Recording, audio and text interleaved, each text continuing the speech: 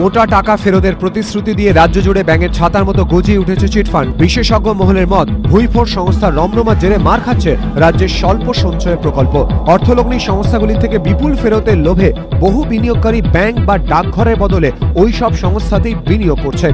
সংস্থাগুলি বাজার থেকে টাকা তুলে নেওয়ায় রাজ্যের অর্থ সংকট আরও বাড়ছে। রাজ্যে যে পরিমাণ টাকা স্বল্প সঞ্চয় প্রকল্পে জমা থাকে, সরকার সমপরিমাণ অর্থ ঋণ নিতে পারে। অর্থ দফতর সূত্রে জানা গেছে, বামফ্রন্ট জমানায় 2009-2010 সালে রাজ্য সরকার স্বল্প সঞ্চয় প্রকল্প থেকে 7,990 কোটি টাকা ঋণ পেয়েছিল। 2010-11 সালে রাজ্য ঋণ নিতে পেরেছিল 12,190 কোটি টাকা।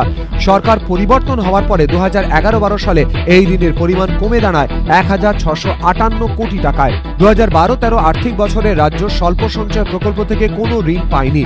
অর্থ দপ্তর সূত্রে আরো জানা গেছে, গত বছরে এপ্রিল থেকে নভেম্বর পর্যন্ত মোট 8 মাসে স্বল্প সঞ্চয় খাতে 210 কোটি টাকা নিট ঘাটতি হয়েছে।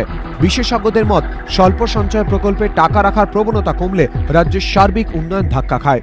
স্বল্প সঞ্চয়ের কাছে টাকা আসা মানে ফর্মাল ক্রেডিট মার্কেটে টাকা এলো, তো সেই ক্রেডিট মার্কেটের টাকা ইনভেস্টেড হবে ঠিকঠাক জায়গায় এবং তার এগেনস্টে রাজ্য সরকার ঋণ পেতে পারে। সেই ঋণটা আবার ইনফ্রাস্ট্রাকচার ইত্যাদি তৈরির কাজে ব্যবহার হতে পারে। এখন যদি সেই টাকাটা কমে যায়, তাহলে ফর্মাল সেক্টর থেকে টাকা হারিয়ে যাচ্ছে এবং রাজ্য সরকার যে ঋণটা পেতে পারতেন সেটাও তারা পেতে পারছেন না। ফলে ইনফ্রাস্ট্রাকচার ইত্যাদি করবার ক্ষেত্রে সেখানে ঘাটতি পড়ে যাবে। সারদা কাণ্ডের পর রাজ্য সরকার চিটফান্ডগুলির রমরমা রুখতে একাধিক পদক্ষেপের কথা ঘোষণা করেছে। কেন্দ্র নিয়ন্ত্রক কর্তৃপক্ষ তৈরির কথা ভাবছে। রাজ্যের ভুইফোর সংস্থাদের কারবার কি এবার বন্ধ করা যাবে, সেদিকেই নজর এবিপি আনন্দ।